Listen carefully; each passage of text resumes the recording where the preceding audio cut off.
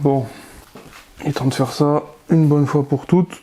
Aujourd'hui, pas de Watata, parce que toi et moi, on va enterrer le Volcer Rider de avant cette vidéo. Toi et moi, on va franchir un cap. Je vais revenir sur des choses qui me sont arrivées durant ma carrière YouTube. Je vais sûrement dire des choses que ton youtubeur préféré ne dira jamais. Je vais te parler un peu de l'envers du décor, en tout cas de ce que je connais moi du motovlog et du YouTube moto en général. Je suis pas un haineux ou quoi, hein. Je vais faire part rapidement de mon expérience, de ce que j'ai vécu, des mauvaises choses et des bonnes choses qui font que à un moment donné, il y a eu un gros ras-le-bol et que j'en ai vraiment eu marre tout simplement. Donc du coup, pourquoi j'ai arrêté YouTube et les réseaux sociaux? Est-ce que finalement je vais rester dans ce game fatigué? Bah écoute, je vais te raconter 2-3 trucs et on en reparle juste après. Générique.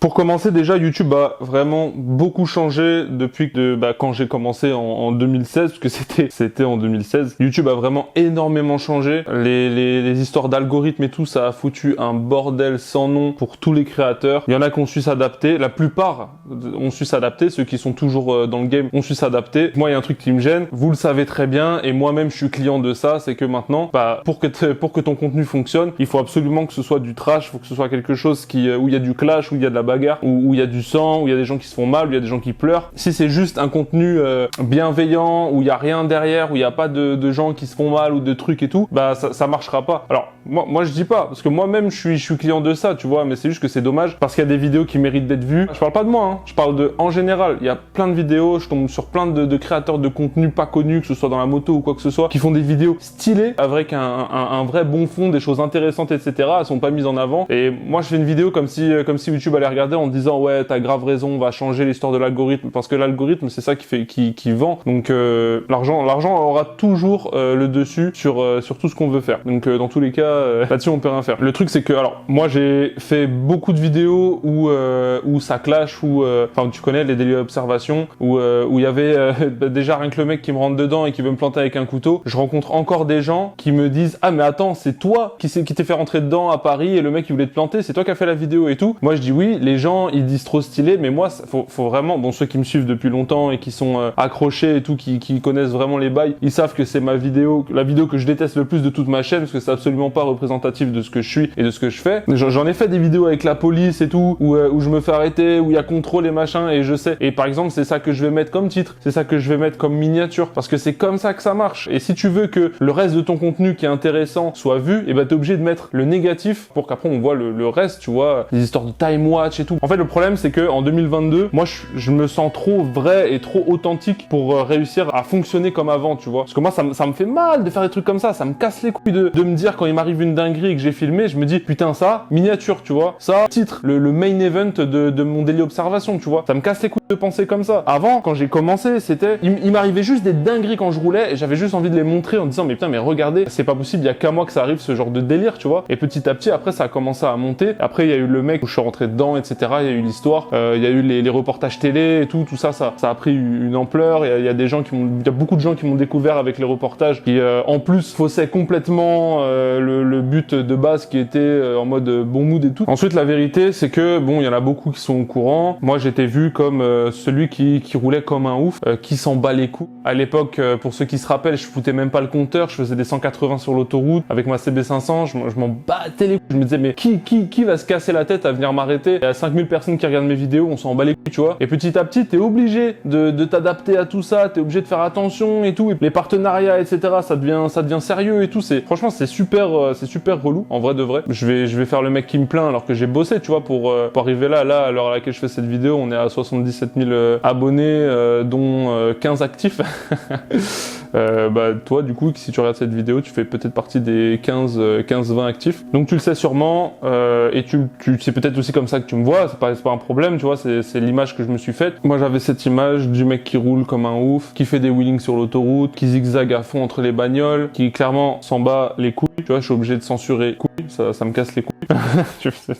Je fais même pas exprès, tu vois, c'est juste mon langage, je suis obligé de le couper comme ça m'énerve de ouf. Ça m'énerve de ouf. Pour que les gens puissent voir ton contenu, tu vois, et ça me fait chier. Voilà, encore une fois, tu vois. Beaucoup de haters aussi qui me disaient, tout ce que tu mérites, c'est d'avoir un accident, pour que tu comprennes une bonne fois pour toutes, etc., la dangerosité. Moi, je m'en foutais, j'étais qu'un petit jeune. À 18 ans, j'ai passé mon permis, je me suis payé mon permis, je me suis payé ma moto. J'étais déjà un mordu, je faisais du motocross avant. J'ai des parents qui sont motards. Après mes 2 ans de permis, je suis passé tout de suite sur un 1000, où je me suis beaucoup amusé, où je faisais beaucoup de roues arrière, je roulais super vite. Tu vois, à 20 ans, on te met un 1000 dans les mains. La vérité, je me disais, c'est tranquille, c'est énervé et tout, machin, mais après le 1000, je l'ai gardé, enfin, le CB1000R, pour le Pornhub édition, ceux qui s'en rappellent, je l'ai gardé même pas 1 an, parce qu'à partir du moment où j'ai eu 21 ans, et je pouvais avoir un 1000 sportif. Et moi, je me suis dit, voilà, ça y est, on arrive enfin au goal, tu vois, ce que j'attendais depuis tout ce temps, sachant que je faisais déjà de la piste en 600, en CBR 600RR, à l'ancienne, tout ça. Et quand je suis passé là-dessus, la vérité, au fond de moi, je savais que c'était pas une bonne idée, tu vois, que en vrai, je m'éclatais avec mon CB1000. Après, ce serait beaucoup, ce serait trop, en vrai. Tu connais l'ego,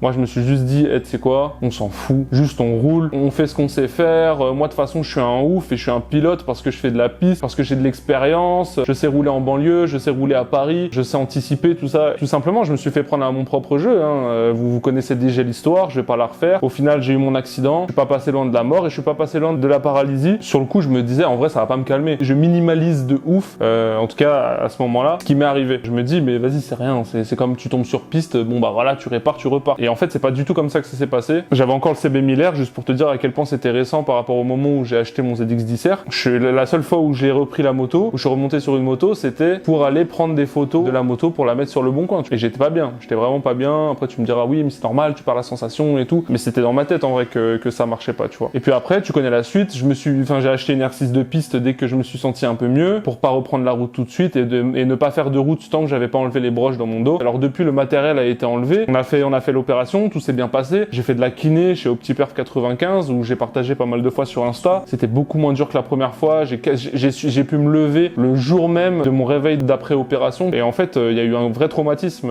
par rapport à cet accident. Mais bien après, c'est-à-dire que un an et demi après, c'est à ce moment-là que tu commences à cogiter et que quand tu fais plein de choses, tu te rends compte qu'en réalité, t'as des blocages, tu vois, t'as des choses qui font que tu vas pas aller chercher la dangerosité et l'adrénaline que t'allais chercher avant. Après, peut-être que c'est parce que je prends de l'âge. Là, à l'heure actuelle, là, j'ai eu 25 ans en avril. Je me vois grandir, tu vois, et encore heureux que je prends conscience comme ça. Je sais que si je me parlais au mois de à 20 ans, le mois de à 20 ans lui dirait, vas-y, tu veux quoi, toi? Laisse-moi faire ce que je veux faire. C'est soi-même, on fait nos propres expériences. Moi, ça me fait mal quand je vois qu'il y a des petits jeunes qui se tuent. Et je me dis, ça se trouve, ce petit jeune, il a vu des vidéos de moi, des mecs qui font n'importe quoi et tout. Il s'est dit, moi aussi, je peux le faire. Les anciens de la bécane et tout, qui m'ont toujours dit, un jour, on s'en prend une belle et après, on est calmé. Et moi, je disais, mais c'est n'importe quoi. Tu sais très bien ce que je me suis dit, tu vois. Tu dois te dire la même chose. Et en fait, ce qui s'est passé, c'est tout simplement arrivé. Et sur le coup, je me disais, vas-y, je m'en bats les couilles, moi. Sauf que l'année d'après, en fait, j'étais déjà calmé. Et là, plus ça va, plus je suis calmé. Regarde, on est en juillet, on est à mi-juillet et j'ai toujours pas repris la piste parce qu'en vrai, de plus en plus, j'ai l'impression que ça me fait chier, tu vois. Genre, ça me parle plus autant qu'avant.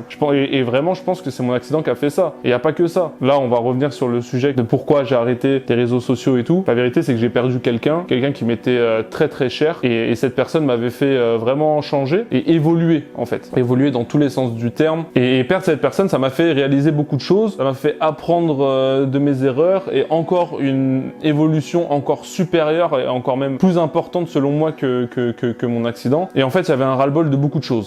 Quand j'ai perdu cette personne, le YouTube game était déjà en train de me casser les couilles très fort. Les gens sur Insta, je parle pas des abonnés, il y en a beaucoup. Je parle pas de mes proches du game, on va dire, sur Insta parce que j'ai réfléchi en me disant de quoi j'allais parler dans cette vidéo. Et en fait, dans mes potes, j'en ai pas et c'est peut-être pour ça que c'est mes potes, tu vois. Mais il y en a beaucoup qui fonctionnent trop pour ce que c'est et que je trouve que c'est du foutage de gueule et je comprends pas que ces gens-là soient autant médiatisés pour ce qu'ils proposent. Je me dis, il y a des petits, ils font des petits en termes d'abonnés, qui font des trucs 1000 fois plus quali, avec un sens.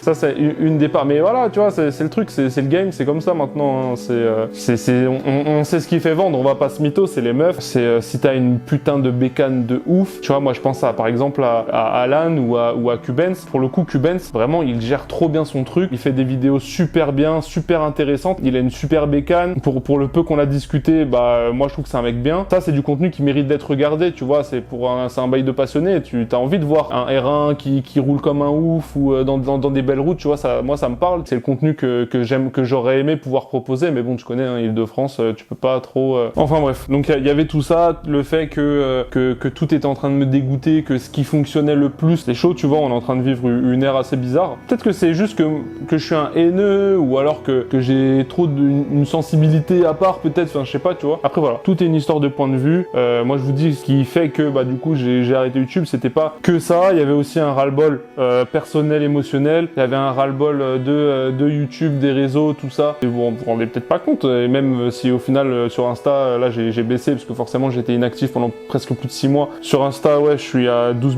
004, YouTube, je suis à 77 quelque chose, ça a augmenté d'un coup, je sais pas pourquoi. Ça se trouve quelqu'un a parlé de moi et il s'est passé un truc, tu vois, ou alors il y a eu encore un reportage qui est passé, j'en sais rien, mais bon, en général je reçois des snaps ou des trucs. Et à ce niveau-là, t'arrives à quand même à être un peu exposé et à voir les côtés, les mauvais côtés de la notoriété entre guillemets. Moi j'en parle, tu vois, c'est pas un sujet qui me fait peur. Il y en a plein qui en parlent pas parce que je pense ils se disent ouais, faut être reconnaissant, etc. Alors bien sûr, si t'as des avantages, si t'as des partenariats, si t'as des trucs, d'ailleurs les partenariats on va en parler, hein. Si t'as des avantages des partenariats, c'est grâce aux gens qui te suivent. Et moi d'ailleurs à chaque fois que j'ai rencontré l'un d'entre peut-être toi d'ailleurs, enfin je pense que tu t'en es rendu compte si on s'est déjà parlé, tu vois, j'ai pas l'impression qu'il y ait une barrière entre nous deux, genre en mode le youtubeur et l'abonné. Moi ça me met mal à l'aise de ouf quand je croise des gens qui sont un peu trop fanboy. Ça fait plaisir, souvent c'est des très jeunes. Moi ça me met mal à l'aise parce que pour moi en vrai, dans ma tête, je suis R, tu vois. Je me dis juste, allez, vas-y, je fais des vidéos. Il y a des gens qui me follow parce qu'ils kiffent ce que je fais. Mais à côté, je suis pas un dieu, tu vois. Je suis son père, tu vois. C'est juste ça. Il y a un paradoxe de ouf où t'as besoin que les gens te suivent parce que tu proposes un truc et t'es bien content quand Dunlop t'invite aux 24 heures du Mans ou à la FFM comme la dernière fois, par exemple. T'es bien content quand t'as des partenariats comme ça. Mais à côté, tu vois, ça va avec le job où il faut que tu répondes présent si t'as des abonnés qui veulent venir te voir, etc. Et moi, à chaque fois, vous le savez très bien, il y a pas de problème. Voilà, je le redis, parce que des fois je vous vois de loin, vous êtes gênés, après vous m'envoyez des messages sur Insta, ouais j'ai pas osé venir te voir. Les frères, vous me voyez, je suis au circuit, c'est bon, au bout d'un moment, venez on discute, tu vois, je suis comme les autres. Vraiment, je supporte pas qu'on me mette sur un piédestal ou quoi, parce que je pense qu'aucun humain ne mérite d'être mis sur un piédestal, à moins que t'aies fait des vraies bonnes choses, tu vois. Bon après ça c'est un autre sujet. Moi je suis juste un mec comme toi qui kiffe la bécane, mais à côté de ça, tu vois, toi et moi on a la même passion, on peut discuter comme si tu t'arrêtais dans un bar et il y avait d'autres motards, tu discutais avec eux, tu vois, c'est exactement la même chose. J'ai grave l'impression de m'éparpiller là, faut que je me recentre. Et du coup pareil, les partenariats comme je disais, 3-4 sur 5 c'est de la merde, tu vois. Le seul truc qui m'a déjà rapporté un truc, c'est Honda qui a utilisé ma vidéo où je suis sur la 86. Ça c'est à l'ancienne en CB500, il pleuvait, là il y a une voiture qui fait un demi-tour sur l'autoroute. Ça, ils m'ont payé pour ça, ils m'ont payé 500 balles. C'est la seule fois où j'ai récupéré de l'argent d'un partenariat ou quoi. Le reste, j'en ai jamais vu la couleur. D'ailleurs, j'en profite, je fais un gros shout-out à Stan de Stan Ménard Courtage, que vous connaissez probablement, qui pour moi, voilà, maintenant que je le connais, le numéro 1 en assurance. Allez chez lui, passez par qui vous voulez, hein, Puma, Scrat, qui vous voulez, Kikaniak, je sais même plus qui, tous de toute façon, voilà, c'est la grande muf. Et lui et moi, on sait, je lui serre la main fort du siège où je suis. Nico de Ace Bikes, vous savez très bien que moi, depuis le début, je suis en partenariat avec eux. Que Nico, c'est un mec en or qui, dès qu'il a un produit en test, ça machin, il me l'envoie, il s'en bat les couilles, il veut, même si j'en parle pas ou quoi, il s'en fout. Enfin voilà, ça c'est des gens hyper arrangeants, hyper sympas, humains, avec qui j'ai eu un vrai feeling, où ça se passe bien. Là, j'ai un autre partenariat sur Insta, il y a un concours qui sortira sur Insta pour vous faire gagner des bons d'achat, 200 €, c'est avec Allopneu, voilà, je tease le truc, c'est juste pour vous. Pareil, là encore une fois, moi je gagne rien du tout, je leur ai dit. Au début, il m'avait proposé, il m'avait dit, ouais, soit tu fais 100 € de bons d'achat pour toi, et tu fais un concours à 100 € d'achat pour les abonnés. J'ai dit, non, moi je veux tout pour les abonnés, je m'en bats les couilles, je veux rien gagner. Si il y a qu'une histoire de 100 € de bons d'achat, moi c'est pour les abonnés. Ils ont dit pas de problème, donc moi je suis content. Du coup voilà, c'est une partie du pourquoi, du comment. C'est vrai que j'avais besoin de calme, j'avais besoin de tranquillité. Faut savoir que le Volcer Rider que vous avez connu, il reviendra sûrement jamais. Je suis le nouveau, je suis la version évoluée de Volcer Rider, celle qui sait ce qu'il fait, celle qui est consciente de la grande vérité, on va dire. Si tout va mal, pourquoi rester? Qu'est-ce que je fais? Est-ce que je reste ou est-ce que ça, c'est une vidéo où je dis, allez, stop, terminé, YouTube, c'est fini, je peux en entendre parler, etc. C'est pas ce qui va se passer. Je vais continuer Insta, je vais continuer les réseaux sociaux, sauf qu'on va changer complètement de mode. On va passer sur quelque chose dans une autre dimension, on va évoluer complètement sur le contenu. Je vais faire des trucs, je vais pas pas aller chercher les nouveaux abonnés, en tout cas je pense pas. Je vais me concentrer sur le public qui kiffe la bécane, les voitures, tout ce que moi je kiffe à ma manière et qui ont la même vision que moi. Pour tout ça, je vais me concentrer à ce public-là. Je vais continuer les daily observations. Avec le mois de maintenant, vous allez voir que c'est encore mieux en fait, hein, on va encore plus rire. Et les vlogs pistes, quand je vais reprendre la piste, enfin voilà, il y aura aussi des lives, il y aura des trucs. On va faire le youtubeur à fond. Et moi je compte sur vous pour rester si ça vous fait kiffer. Et après voilà, me le dire si vous kiffez pas, nanana. Moi je grandis, mais toi aussi tu grandis. Tu rates cette vidéo, mec, tu recommences à regarder, t'avais peut-être 13 ans. Maintenant tu dois en avoir, je sais pas, genre 16, 17. Et toi aussi t'évolues. On évolue tous ensemble. Allez, let's go, main dans la main. Volsa Rider va continuer, mais en mieux. Au moins je serai content parce que je serai moi-même et je vais me faire kiffer avant tout. Et je vais pas retomber dans ce truc de attends, il faut que je fasse ça, sinon ça va cliquer, sinon ça va pas cliquer, etc. Maintenant on s'en fout. Donc voilà, c'est vraiment une vidéo en mode gros râleur et gros coup de gueule. Et d'ailleurs si t'es toujours là mon pote, bah écoute, force à nous hein. Et fais-le savoir en commentaire, comme ça je suis au courant enfin si t'as regardé jusqu'au bout. Dis-moi si tu comprends surtout le fond de ce que j'essaye d'avancer, parce que je trouve pas toujours les mots pour bien m'exprimer en bon zèbre que je suis. C'était important pour moi d'essayer de mettre des mots sur ce qui s'est passé, même si au final on se dit mais frère t'es un petit youtubeur et tout, y a pas de ça. Moi ça fait un bail que je suis là. Je pense avoir une communauté solide, une base solide dans ma communauté. Je revois des blasts tout le temps sur Insta ou dans les commentaires, des gens qui sont là depuis le tout début. Cœur sur vous les amis, vraiment à fond. Cœur aussi sur tous mes potes de YouTube et tous mes potes d'Insta, aux abonnés qui sont devenus des amis. J'ai eu la chance de vivre des trucs de ouf. Maintenant c'est le moment où on passe à la vitesse supérieure et surtout où on est plus carré. Donc voilà, désolé c'était pas une vidéo c'était pas une vidéo fun, mais je pense que c'était important de mettre les choses au clair. Encore une fois, un plaisir de vous croiser sur les rassos, sur les trucs à chaque fois que je vous rencontre. C'est un vrai plaisir. Petite anecdote, le Pornhub sur la bécane c'était pour gérer plus de meufs. Et je vous dis un truc de ouf parce que la beaufrie ça c'est terminé, parce que ça là, en vrai de vrai ça m'énerve maintenant. C'est un autre humour hein, que vous allez découvrir, mais c'est pas grave parce que moi je trouve que je me trouve plus drôle maintenant, t'as capté. La vérité en vrai je me demande si cette vidéo c'est une bonne idée, mais bon. Il y a du sale qui va arriver, j'ai du contenu qui est sur le feu depuis trop longtemps. Vous allez voir, je vais pas vous spoil. Tout ce que je vous dis c'est que du bon contenu arrive. Merci mon pote ou ma pote, c'était resté jusque maintenant. Force à toi, force à nous. On se capte bientôt sur les réseaux, c'est le retour du grand Vovo. Tu connais déjà la chanson. Allez, bisous. En fait, vous avez pas vu la moto comment elle a changé, hein. Prochaine vidéo, tu connais.